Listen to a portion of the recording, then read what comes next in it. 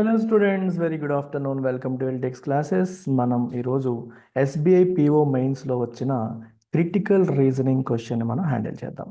చాలామంది bank aspirants critical reasoning వచ్చేసరికి భయపడిపోతున్నారు. Reasoning పేపర్లో ఈ క్రిటికల్ రీజనింగ్ క్వశ్చన్స్ వదిలేస్తున్నారు. సో చాలా ఈజీ. మామూలుగా ఒక పజిల్ సాల్వ్ చేయాలంటే మీకు చాలా టైం పడుతుంది.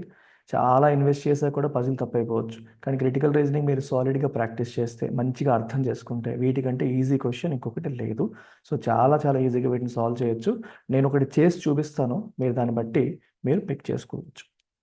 అయితే so before that let me make this announcement. మీ అందరికీ చెప్తూనే ఉన్నాను, మనం December 1 నుంచి కొత్త బ్యాచెస్ స్టార్ట్ చేస్తున్నాం. సో ఈ కొత్త బ్యాచెస్ అనేవి ఎవరెవరికి అంటే, ఫస్ట్ ఆఫ్ ఆల్ ఎవరైతే ఇంగ్లీష్లో బాగా పూర్గా ఉంటారో, అంటే క్వాంట్ రీజనింగ్ మేము హ్యాండిల్ చేస్తాం సార్, మాకు అసలు ఇష్యూయే లేదు, ఇంగ్లీష్ వచ్చేసరికి చేయలేకపోతున్నాము అనుకునే వాళ్ళ కోసం స్పెషల్గా ఇంగ్లీష్ ఇన్ఫినిటీ కోర్స్ అనేది లాంచ్ చేస్తున్నాం. సో ఈ కోర్సులో ప్రతిరోజు కూడా హిందూ పేపర్లో వచ్చే ఎడిటోరియల్ని బేస్ చేసుకొని మనం వొకాబులరీ డీల్ చేద్దాము, గ్రామర్ చెప్తాను, రీడింగ్ కాంప్రహెన్షన్ చెప్తాను, అన్నీ ఉంటాయి. సో మీకు మెయిన్స్లో వచ్చే డిఫరెంట్ మోడల్స్ అన్నీ కూడా ఇందులో అవుతాయి. ప్రిలిమ్స్కి సంబంధించిన క్లాసెస్ కూడా ఇందులో జరుగుతాయి. అంటే హిందూ పేపర్ ఎడిటర్ అనేది ఎడిషనల్, అది కాకుండా రెగ్యులర్ ప్రిలిమ్స్ క్లాసెస్ కూడా కండక్ట్ చేయడం జరుగుతుంది. And daily mock test as well as explanation. ప్రతిరోజు మీకు ప్రిలిమ్స్ లేదా మెయిన్స్ దగ్గరలో ఉన్నప్పుడు మెయిన్స్, లేనప్పుడు ప్రిలిమ్స్ మాక్ టెస్ట్ పెట్టి ప్రతి క్వశ్చన్ నేనే స్వయంగా ఎక్స్ప్లెయిన్ చేస్తాను. ఎక్కువ ఫోకస్ అయితే మెయిన్స్ లెవెల్ పైన ఉంటుంది. జాబ్ ఎవరైతే ఇంగ్లీష్లో వీక్నెస్ వాళ్ళు మిస్ అవుతున్నారో వాళ్ళపైన ఎక్కువ ఫోకస్ అనేది పెట్టడం ఈ కోర్సులో జరుగుతుంది. ఈ కోర్సు నేను 10,000 రూపీస్ అనుకున్నాను, బట్ ఇనాగ్రల్ ఆఫర్ కింద 7,000 రూపీస్ పెడుతున్నాను. కానీ ఇది పక్కా జాబ్ కొట్టించే కోర్స్. మీరు బ్యాంక్ ఎగ్జామ్స్లో క్వాంట్ రీజనింగ్ హ్యాండిల్ చేయగలుగుతాను, ఇంగ్లీష్ వల్లే జాబ్ మిస్ అవుతున్నాను అనుకుంటే కళ్ళు మూసుకొని గుడ్డిగా నన్ను నమ్మి ఈ కోర్సులో మీరు జాయిన్ అవ్వచ్చు, మీరు జాబ్ కొడతారు. Provided you are good in quant and reasoning. ఇంగ్లీష్లో పక్కా మీరు స్కోర్ చేస్తారు, మీరు నమ్మి రావచ్చు. 7,000కి ఈ మంత్లో జాయిన్ అయితే ఇస్తున్నాము. 30th నవంబర్ లోపు జాయిన్ అవ్వాలి, మైండ్లో పెట్టుకోండి. అలాగే another brain child of me is this Saphalya course. Saphalya course ఎవరికంటే, మాకు ప్రిలిమ్స్ అయిపోతుంది కానీ మెయిన్స్ అవ్వట్లేదు. చాలామంది స్టూడెంట్స్ అంటే క్వాంటు రీజనింగ్ ఇంగ్లీష్ అని కాదు, అక్కడ ప్రిలిమ్స్ చేసేస్తారు, మెయిన్స్ చేయలేరు. అట్లాంటి వాళ్ళ కోసం లాంచ్ చేస్తున్న కోర్సు సాఫల్య. సో ఈ కోర్సులో మీకు ప్రతిరోజు మెయిన్స్ క్లాసులు ఉంటాయి. ఇంగ్లీష్కి, క్వాంట్కి మరియు రీజనింగ్కి. ప్రతిరోజు ప్రిలిమ్స్ మీరు ఫౌండేషన్ బ్యాచ్లు ఎలాగైతే రోజు 3 సబ్జెక్ట్స్ వింటారో, ఇక్కడ మెయిన్స్కి రోజు 3 సబ్జెక్ట్స్ పైన క్లాసెస్ జరుగుతాయి. ప్రతిరోజు టెస్ట్లు ఉంటాయి, ఎక్స్ప్లెనేషన్ ఉంటుంది. టెస్ట్లు అనేవి మీరు అనుకోవచ్చు, సో దీంట్లోకి వస్తే ప్రిలిమ్స్ మరి మాకు టెస్ట్ ఎక్స్ప్లెనేషన్ అవ్వదా అంటే, ఇందులో ప్రిలిమ్స్ టెస్ట్ పేపర్ ఎక్స్ప్లెనేషన్ అవుతుంది, మెయిన్స్ కూడా అవుతుంది. ప్రిలిమ్స్ దగ్గరలో ఉన్నప్పుడు డైలీ ప్రిలిమ్స్ టెస్ట్లు ఉంటాయి, మెయిన్స్ దగ్గరలో ఉన్నప్పుడు మెయిన్లీ డైలీ మెయిన్స్ టెస్ట్లు ఉంటాయి. And every test is followed by explanation. అయితే డైలీ క్లాసెస్ మాత్రం రోజు మెయిన్స్ క్లాసులే ఉంటాయి, ప్రిలిమ్స్ క్లాసెస్ ఇందులో ఉండవు. ఎందుకంటే ప్రిలిమ్స్ మీకు ఇష్యూ లేదనుకునే వాళ్ళే వస్తారు కాబట్టి మీ ప్రాక్టీస్ కోసం టెస్ట్ ఎక్స్ప్లెనేషన్ జరుగుతుంటుంది, కానీ ఫోకస్ అంతా మెయిన్స్ పైనే ఉంటుంది. మీకు సెపరేట్గా ప్రాక్టీస్ క్విజెస్ కూడా పెట్టడం జరుగుతుంది. ఇది కూడా 16,000 పెట్టుకున్నాం ఫీజు, ఇనాగ్రల్ ఫీ కింద 10,000. ఈ ఫీజులు చాలా తక్కువ, ఎందుకంటే ఇవన్నీ లైఫ్ టైం వ్యాలిడిటీ, అంటే మీరు జాబ్ కొట్టేంత వరకు మీకు యాక్సెస్ అనేది ఉంటుంది. మీరు ఆల్రెడీ వేరే ఇన్స్టిట్యూట్లో ఫీజు కట్టేశాము, మళ్ళీ ఇక్కడ ఎందుకు ఫీజు కట్టాలి అని మీరు అనుకోకండి. ఎందుకంటే the quality I provide and other faculty of ఎల్టెక్స్ provide is unmatched. మీకు ఏ ఇన్స్టిట్యూట్లోనూ కనిపించిన ఎక్సలెంట్ టీమ్, క్యాట్ లెవెల్లో డీల్ చేసే టీం మనకి ఇక్కడ ఉంటుంది. ఎక్స్ట్రాడినరీ టీచింగ్ ఉంటుంది, ప్రతిరోజు మీతో ప్రాక్టీస్ చేయించడం ఉంటుంది, ప్రతిరోజు మెయిన్స్ క్లాసెస్ జరుగుతాయి, మిమ్మల్ని అవి ఇంప్రూవ్ చేస్తాయి. So keep it in mind. ఇది కూడా మనకి 30th నవంబర్ లోపు జాయిన్ అయ్యే వాళ్ళకే ఈ అవకాశం అనేది ఉంటుంది. ఇవేవి కాదు సార్, మేము అబ్సల్యూట్ బిగినర్స్, ఇంక ఇప్పుడే స్టార్ట్ చేస్తున్నాము అనే వాళ్ళు ఉంటారు. ఇప్పుడిప్పుడే స్టార్ట్ చేస్తున్నాము అనే వాళ్ళ కోసం కూడా, ఓకే, అలాంటి వాళ్ళ కోసం కూడా మనకి ఈ ఆఫర్ అనేది ఉంది. ఇదేంటంటే బిగినర్స్ కోసం స్టార్ట్ చేస్తున్న బ్యాంక్ ఇన్ఫినిటీ బ్యాచ్. ఇది మీకు లైవ్ అండ్ రికార్డెడ్. దీంట్లో ప్రిలిమ్స్ క్లాసులు, మెయిన్స్ క్లాసులు, టెస్ట్లు, ఎక్స్ప్లెనేషన్స్ అన్నీ వస్తాయి. అంటే సాఫల్యాలో ఉండేవి వస్తాయి, ఇంగ్లీష్ ఇన్ఫినిటీలో ఉండేవి వస్తాయి. ఇవి కాక క్వాంటో రీజనింగ్ ప్రిలిమ్స్ క్లాసెస్ కూడా మీకు జరుగుతాయి. ఇది ఆఫ్లైన్లోనూ అందుబాటులో ఉంది, ఆన్లైన్లో కూడా అందుబాటులో ఉంది. ఇనాగ్రల్ ప్రైసెస్ కూడా ఎంత అనేది నేను మెన్షన్ చేశాను. 30th నవంబర్లోపు జాయిన్ అయ్యే వాళ్ళకి ఇది అందుబాటులో ఉంటుంది. మనం ఎక్సలెంట్ టీచింగ్తో ఖచ్చితంగా వచ్చిన ప్రతి వాళ్ళు అంటే వీలైనంత మందికి జాబులు తెప్పించాలి, సక్సెస్ రేట్ బాగా మెయింటైన్ చేయాలనే ఉద్దేశంతో లాంచ్ చేస్తున్న కోర్స్ ఇది. సో ఎవరైతే సీరియస్గా ప్రిపేర్ అవుదాం అనుకుంటున్నారో అట్లాంటి వాళ్ళు మాత్రమే రండి. ఎవరో చెప్పారని బ్యాంక్ కోచింగ్కి వెళ్తున్నాను అనుకునే వాళ్ళు వద్దు. దానికి ట్రెడిషనల్ ఇన్స్టిట్యూట్స్ చాలా ఉన్నాయి, వెళ్ళండి. If you are really serious about working hard, ఖచ్చితంగా జాబ్ కొడతాను, నేను కష్టపడతాను, మీరు చెప్పింది ఫాలో అవుతాను అనుకునే వాళ్ళు మాత్రమే, సీరియస్ ఆస్పిరెంట్స్ మాత్రమే ఈ కోర్సులో జాయిన్ అవ్వండి. నేను నెంబర్ ఆఫ్ అడ్మిషన్స్ మ్యాక్సిమైజ్ చేయాలనుకోవట్లేదు, సీరియస్ స్టూడెంట్స్ని మాత్రమే తీసుకోవాలనుకుంటున్నాం. పక్కా జాబ్ కొడతాము, మేము కష్టపడతాము. మమ్మల్ని ఎన్నెన్న క్వశ్చన్ చేయండి, ఎన్ని ప్రశ్నలు అని అడగండి, ఎంత డిఫికల్ట్ క్వశ్చన్స్ అని అడగండి, మేము చెప్తాం. బట్ మీరు మా నుంచి ఎక్స్ట్రాక్ట్ చేసుకోవాలి, వీలైనంత సబ్జెక్ట్ని మా నుంచి మీరు ఎక్స్ట్రాక్ట్ చేసుకొని మొత్తం ఓకే మొత్తం అంతా మీరు మమ్మల్ని స్క్వీజ్ చేసి పారేసి ఎలాగైనా జాబ్ కొడతాను అన్న కసితో మీరు ఉండాలి. అలాంటి కసితో మీరు ఉంటే నేను సిద్ధంగా ఉన్నాను మీకు సపోర్ట్ చేయడానికి. ఓకే, మీకు సపోర్ట్ చేయడానికి నేను కంటిన్యూస్గా సిద్ధంగా ఉన్నాను. సో ఇప్పుడు మనం ఒకసారి చూద్దాం, ఒకసారి మనం క్లాస్ సంగతి చూద్దాం. మరి 2023లో వచ్చిన ఈ క్వశ్చన్ చూడండి. 2023 ఎస్బీఐ పిఓ మెయిన్స్లో వచ్చింది ఈ క్వశ్చన్. ఎస్బీఐ పిఓ మెయిన్స్ ఇది ఎందులో వచ్చిందంటే ఇంగ్లీష్ పేపర్లో రాలేదు, మీకు రీజనింగ్ పేపర్లో ఈ క్వశ్చన్ అనేది వచ్చింది. సో ఒకసారి క్వశ్చన్ ఏంటో చూద్దాం. The 5 judge bench of the supreme court headed by Justice Ashok Bhushan held that the law providing for a quota to the Maratha community beyond 50% violated equality, and that the state failed to show any extraordinary reason why Marathas should be considered as a socially and economically backward class. So ఇక్కడ ఏమంటున్నారు, 5 జడ్జిల supreme court ధర్మాసనం headed by justice Ashok Bhushan ఇది ఏం చెప్తుందంటే, Maratha community, మహారాష్ట్రలో ఉన్న మరాఠా కమ్యూనిటీకి ఇచ్చిన రిజర్వేషన్ ఏదైతే ఉందో, మరాఠా కమ్యూనిటీ యాక్చువల్గా అది ఓపెన్ కేటగిరీలో ఉన్నారు వాళ్ళకి రిజర్వేషన్ ఆ రాష్ట్ర ప్రభుత్వం కల్పించింది. మరాఠా కమ్యూనిటీకి ఆ రిజర్వేషన్ కల్పించడం వల్ల ఏమైంది, 50% అంటే అందరికీ కలిపి ఓబీసీలకి, ఎస్సీలకి, ఎస్టీస్కి కలిపిచ్చిన రిజర్వేషన్ కోటా అనేది 50% దాటిపోయింది. ఓకేనా, 50%. ఇక్కడ 2 విషయాలు మనం గమనించాలి. మరాఠాస్ని మనం ఓబీసీలు కాదు ఓపెన్ కేటగిరీ అనుకుంటే వాళ్ళకి ఈ 50% బయట ఈ రిజర్వేషన్ ఇవ్వడానికి కుదరదు అని చెప్పి సుప్రీంకోర్టు చెప్తుంది. లేదు, మరాఠాస్ని మీరు సోషల్లీ అండ్ ఎకనామికల్లీ బ్యాక్వర్డ్ క్లాసెస్గా భావించాలి అంటే దానికి మీరు సరైన రీజన్ చూపించలేకపోయారు. చూడండి ఇక్కడ ఏమంటున్నారు, the state failed to show any extraordinary reason మీరు చూపించలేకపోయారు, ఎందుకు మరాఠాస్ని మేము ఎస్సీబీసీస్గా కన్సిడర్ చేయాలనేది ఇక్కడ చెప్తున్నారు, మీరు రీజన్ చూపించలేకపోయారు అంటున్నారు. So the bench also upheld the validity of 102nd constitutional amendment.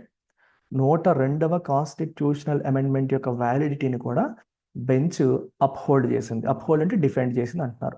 So ఆ అమెండ్మెంట్ ఏంటో మనకు తెలియదు, పర్లేదు, తెలియకపోయినా పర్లేదు. ఇప్పుడు మీరు యూపీఎస్సీలోనో వేరే ఎగ్జామ్స్లో అయితే అవన్నీ మనకి పాలిటీలో చదువుతారు, కానీ మీరు బ్యాంక్ ఎగ్జామ్ ఆస్పిరెంట్స్గా అవన్నీ మీకు పూర్తి నాలెడ్జ్ ఉండకపోవచ్చు.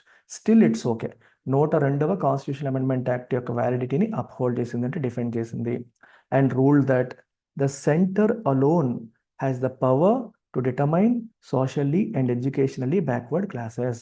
So a community socially and educationally backward classes కిందకు వస్తుంది అనేది సెంటర్ మాత్రమే డిసైడ్ చేయగలదు, సెంటర్కి మాత్రమే ఆ పవర్ ఉంది అని సుప్రీంకోర్టు చెప్పింది. It underlined that states can't have a separate list of SCBCs and the power is only with the president to notify the list of SCBCs. So స్టేట్స్కి సెపరేట్గా ఎస్సీబీసీ అంటే socially and educationally backward classes list maintain చేయలేరు, centre మాత్రమే maintain చేస్తుంది. ప్రెసిడెంట్కి మాత్రమే కొత్తగా ఎవరినైనా ఎస్సీబీసీస్గా నోటిఫై చేసే అధికారం ఉంది అంటున్నారు. అలాగే ఇన్ డిటర్మినేషన్ ఆఫ్ ఎస్సీబీసీస్ అంటే ఎవరు SC BC social and educationally backward class అని డిటర్మైన్ చేయడంలో the president shall be guided by the national commission on backward classes. National commission on backward classes యొక్క ఇన్పుట్స్ ప్రెసిడెంట్ తీసుకోవాలి అని ఇక్కడ క్లియర్గా చెప్పడం జరుగుతుంది. ఇక్కడ మీరు గమనించాల్సింది ఏంటంటే socially and educationally backward classes అనే కేటగిరీ గురించి మాట్లాడారు. ఈ కేటగిరీ కింద నోటిఫై చేసే అధికారం ఎవరికి ఉంది? ప్రెసిడెంట్కి ఉంది, లేదా సెంటర్కి. ఎందుకంటే సెంటర్ చెప్తేనే ప్రెసిడెంట్ చేస్తుంది. అండ్ ప్రెసిడెంట్ కూడా national commission on backward classes యొక్క ఇన్పుట్స్ తీసుకుంటారని చెప్తున్నారు. పాయింట్ ఏంటంటే స్టేట్స్కి సెపరేట్గా అధికారాలు లేవు. స్టేట్స్కి పలానా category social and education and backward class అని చెప్పడానికి సెపరేట్గా అధికారాలు లేవు అని ఇక్కడ మనకి సుప్రీంకోర్టు జడ్జిమెంట్ చెప్తుంది. ఇది మీరు మైండ్లో పెట్టుకోండి. ఇప్పుడు మీకు ఇచ్చే క్వశ్చన్స్ ఏంటంటే మీకు ఒక సినారియో ఇచ్చారు. ఏంటి సినారియో? సుప్రీంకోర్టు ఒక జడ్జిమెంట్ ఇచ్చింది. ఏంటి ఆ జడ్జిమెంట్? మరాఠాస్కి మహారాష్ట్ర గవర్నమెంట్ ఇచ్చిన ఎక్స్ట్రా రిజర్వేషన్ అనేది చెల్లదు, ఎందుకంటే మ్యాక్సిమం రిజర్వేషన్ 50% కంటే పెంచకూడదు అని సుప్రీంకోర్టు చెప్పేసింది. మరియు వాళ్ళని socially and educationally backward classes కింద కేటగరైజ్ ఎందుకు చేయాలి అన్నానికి మీరు ఎక్స్ట్రాడినరీ రీజన్స్ జస్టిఫికేషన్ ప్రొవైడ్ చేయలేకపోయారు అని కూడా సుప్రీంకోర్టు మహారాష్ట్ర గవర్నమెంట్ని అనింది. ఇంకేం చెప్పింది? ఈ సెపరేట్ లిస్ట్ మీరు మెయింటైన్ చేయలేరు, సెంటర్ మాత్రమే ఏది socially and educationally backward class అనేది సెంటర్ మాత్రమే మెయింటైన్ చేస్తుందని చెప్పారు. మరి ఎవరు చెప్తారు అంటే ప్రెసిడెంట్ చెప్తారు. పలానా కులం వాళ్ళు socially and educationally backward class అని ప్రెసిడెంట్ మాత్రమే చెప్తారు. ప్రెసిడెంట్ ఎవరి ఇన్పుట్స్ తీసుకుంటారు? National commission for backward classes యొక్క కమిషన్ తీసుకుంటారు, వాళ్ళు ఇన్పుట్స్ తీసుకుంటారు. ఓకేనా? National commission on backward classes వాళ్ళు ఇన్పుట్స్ తీసుకుంటారు. ఇది మనకి ఇచ్చిన ఇన్ఫర్మేషన్. సో ఈ ఇచ్చిన ఇన్ఫర్మేషన్ దృష్టిలో పెట్టుకొని వాడు ఏం క్వశ్చన్స్ ఇచ్చాడు, ఆ క్వశ్చన్ మనం ఎలా హ్యాండిల్ చేయాలో చూద్దాం. ఫస్ట్ క్వశ్చన్ చూడండి. What course of action may be taken by Maharashtra government after the supreme court held the law? Very interesting కదా. మహారాష్ట్ర గవర్నమెంట్ ఇప్పుడు ఏం చేయాలి? ఇప్పుడు మహారాష్ట్ర గవర్నమెంట్ ఏం చేసింది? సుప్రీంకోర్టుకి వెళ్ళింది. ఎందుకు వెళ్ళింది?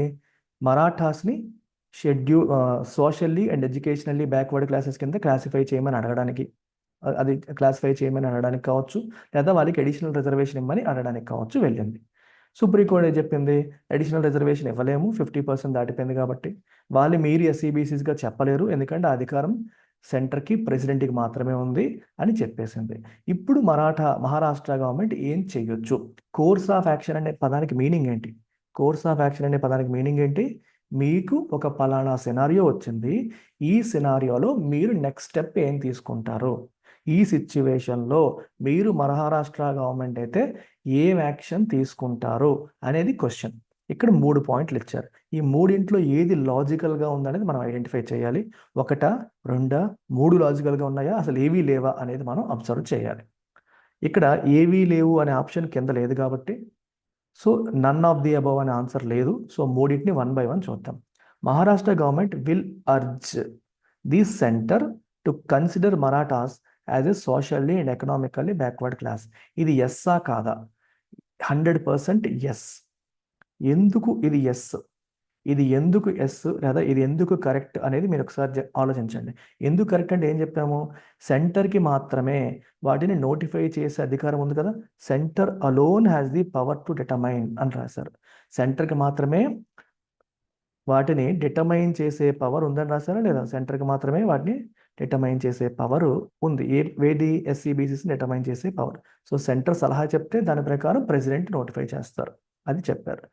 రెండో చూడండి, Maharashtra government will support the central government by putting conditions to consider the law. ఇక్కడ ఏమంటున్నారు? మరాఠా గవర్నమెంట్ ఏమో సెంట్రల్ గవర్నమెంట్కి సపోర్ట్ చేస్తుందంట. కండిషన్ ఏం పెడుతుంది? మీరు ఈ లాని కన్సిడర్ చేస్తే నేను మీకు సపోర్ట్ చేస్తానని. ఇక్కడ ఏమంటున్నారు? మహారాష్ట్ర గవర్నమెంట్ సెంట్రల్ గవర్నమెంట్కి సపోర్ట్ చేస్తుంది అని చెప్తున్నారు. అండ్ దానికి కండిషన్ ఏం పెడతారంట? కండిషన్ వచ్చేసి ఈ లాని మీరు కన్సిడర్ చేస్తే. ఏ లా?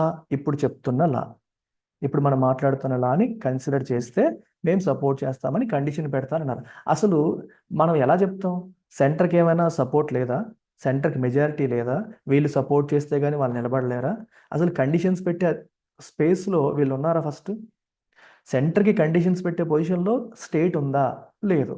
స్టేట్ ఉందా లేదా అనే విషయం మనకు తెలుస్తుందా లేదా? ఎందుకంటే అలాంటి పాయింట్స్ ఏమీ రాయలేదు. సెంటర్కి స్టేట్ సపోర్ట్ అవసరమని ఎక్కడా రాయలేదు, వీళ్ళు సపోర్ట్ ఇస్తే కానీ ఏం చేయలేరని ఎక్కడా రాయలేదు. సో కాబట్టి ఇది క్రిస్టల్ క్లియర్ తప్పు. ఈ కోర్స్ ఆఫ్ యాక్షన్ తీసుకోలేరు, ఎందుకంటే the centre is not dependent on state as per the information given. మూడో చూడండి, Maharashtra CM will meet the president of India to make Maratha A social and economically backward class. ఇది ఆలోచించండి ఒకసారి. President of ఇండియాని కలిసి ఈ మరాఠాస్ని సోషల్లీ అండ్ ఎడ్యుకేషనల్లీ బ్యాక్వర్డ్ క్లాస్గా declare చేయండి అని చెప్పి మరాఠాస్ ఏం రిక్వెస్ట్ చేస్తారు అన్నారు. అవకాశం ఉంది. ఎందుకు అవకాశం ఉంది? వీళ్ళని నోటిఫై చేసేది ఎవరు? ప్రెసిడెంట్. అంటే సెంటర్కి అధికారం ఉంది, ప్రెసిడెంట్కి అధికారం ఉంది. కాబట్టి ప్రెసిడెంట్ని వెళ్ళి రిక్వెస్ట్ చేసే అవకాశం ఉందా అంటే ఎస్, 100% ఉంది. మీకు అర్థమవుతుందా? అంటే ఖచ్చితంగా చేస్తారని రూల్ ఏంటి సార్ అని అడగండి. ఇక్కడ మూడోదే జరుగుతుందని రూల్ ఏంటి, మొదటిదే జరుగుతుంది రూల్ ఏంటి అంటే నేను చెప్పలేను. కానీ లాజికల్గా మీరు థింక్ చేయండి. మీరు మహారాష్ట్ర సీఎం అయితే ఆ సినారియోలో ఏం చేస్తారు? పవర్ ఎవరి చేతిలో ఉంది? సెంటర్ చేతిలో ఉంది, ప్రెసిడెంట్ చేతిలో ఉంది. సో నేను సెంటర్ అన్నా రిక్వెస్ట్ చేసుకుంటాను, లేదా ప్రెసిడెంట్ అన్నా రిక్వెస్ట్ చేసుకుంటాను, అంతే కదా. అదే కదా కామన్ సెన్స్ చెప్తుంది. సో ఆన్సర్ 1 కానీ 3 కానీ. ఆప్షన్ ఉందా? Yes. B says 1 and 3. Very very easy question. ఇది మనం ఏం చేయాలంటే మనం కామన్ సెన్స్ వాడాలి. ప్యూర్ కామన్ సెన్స్ వాడితే ఈజీగా మనం సాల్వ్ చేసేస్తాం. సెకండ్ క్వశ్చన్ చూడండి, which of the following are not in line with the given statement. మనకి ఇప్పుడు ఏదైతే మనం క్వశ్చన్ చూసామో దాంతో సింక్లో లేని, అంటే దాంతో సింక్లో లేని, సింక్ అంటే ఏంటి? SY and C. సింక్లో లేని స్టేట్మెంట్ ఇది. దాంతో ఫిట్ కాని సెంటెన్స్ ఏది? ఈజీగా చెప్పేది. ఇది చాలా ఈజియెస్ట్ క్వశ్చన్. చూడండి, ఫస్ట్ క్వశ్చన్ చూడండి. After the court judgment Maratha community sits on dharna outside CM house. అవకాశం ఉందా లేదా చెప్పండి ఒకసారి. ఇప్పుడు సుప్రీం కోర్టు ఇచ్చిన జడ్జిమెంట్ ఏంటి? మరాఠా కమ్యూనిటీకి ఫేవరబుల్గా ఉందా, వ్యతిరేకంగా ఉందా? వ్యతిరేకంగా ఉంది. మరి వాళ్ళు ధర్నా చేసే అవకాశం ఉందా లేదా? ఉంది. So this is in line with the given passage. Given statement లేదా ప్యాసేజ్తో ఇది సింక్లోనే ఉంది. సో ఇది కరెక్ట్ అయ్యే అవకాశం ఉంది. రెండో చూడండి, centre has decided to review the request made by Maharashtra government for Maratha community. Maybe after that judgment Maharashtra government ఏమో సెంటర్కి రిక్వెస్ట్ పెట్టవచ్చు. రిక్వెస్ట్ పెడితే సెంటర్ దాన్ని రివ్యూ చేయడానికి డిసైడ్ అవ్వచ్చు, లేదా కమిటీ వేయొచ్చు. దీనికి కూడా అవకాశం ఉంది. ఇది కూడా లాజికల్గా దాంతో సింక్ అవుతుంది.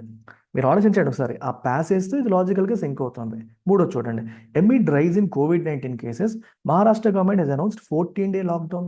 అసలు దాంతో సింక్ అవుతుంది. అది అక్కడ మాట్లాడుతుంది మరాఠా కమ్యూనిటీ యొక్క రిజర్వేషన్ గురించి. సడన్గా తీసుకొచ్చి COVID-19 గురించి మాట్లాడితే ఎలా సింక్ అవుతుంది చెప్పండి? రెండింటికి కంప్లీట్గా నాన్ సింక్. సో అందుకు ఇదేంటి? It is completely is not in line with the given statement. దాంతో అసలు ఏమాత్రం సింక్ లేకుండా ఓకే అన్రిలేటెడ్గా ఉంది. ఆన్సర్ ఏంటి? 1 and 2. దీనికి ఆన్సర్ ఏంటమ్మా? 1 and 2. ఇక్కడ అడిగింది not in line, in line కాదు. ఇన్ లైన్ అని అడిగితే yes, A is the answer. కానీ అడిగింది ఏంటి? Not in line. కాబట్టి ఏది ఆ ఆర్గ్యుమెంట్తో అసలు సింక్లో లేదు. ఆర్గ్యుమెంట్తో సింక్లో లేనిది ఏంటి? 3. So this is not in line with the given statement. So answer is B, only 3. ఇంతే.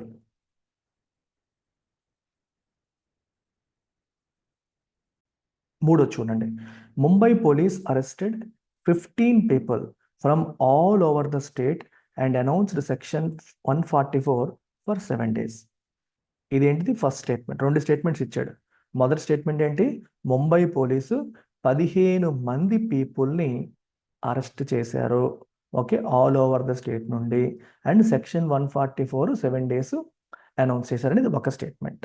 రెండో స్టేట్మెంట్ చూడండి, many violent activities took place after dharna by the Maratha community out side the CM and governor house. CM ఇంటి బయట మరియు governor ఇంటి బయట Maratha community వాళ్ళు ధర్నా చేసిన తర్వాత చాలా వైలెంట్ యాక్టివిటీస్ జరిగాయి అనేది సెకండ్ స్టేట్మెంట్. స్టేట్మెంట్స్ ఇచ్చాడు, క్వశ్చన్ ఇంకా ఇవ్వాల. జాగ్రత్తగా ఆలోచించండి. క్వశ్చన్ ఏంటో చూడండి. ఇక్కడ ఆప్షన్స్ ఏం రాశారు? మనం ఏది కాజ్ ఏది ఎఫెక్ట్ అనేది చూడాలి. అంటే 1, 2 ఇచ్చారు కదండి. ఈ 1, 2లో which statement is the cause and which statement is the effect. అర్థమైందా? Which statement is the cause and which statement is the effect. Cause అంటే ఏంటి? కారణం. ఎఫెక్ట్ అంటే ఏంటి? దానివల్ల వచ్చే ప్రభావం. ఇప్పుడు ఈ రెండింటిలో మీరు ఒక్కసారి కామన్ సెన్స్తో ఆలోచిస్తే దేని తర్వాత ఏది వచ్చే అవకాశం ఉంది? ఇప్పుడు మొదటి స్టేట్మెంట్ ఏం చెప్తుంది? ముంబై పోలీసు ఏమో 15 మందిని అరెస్ట్ చేశారట.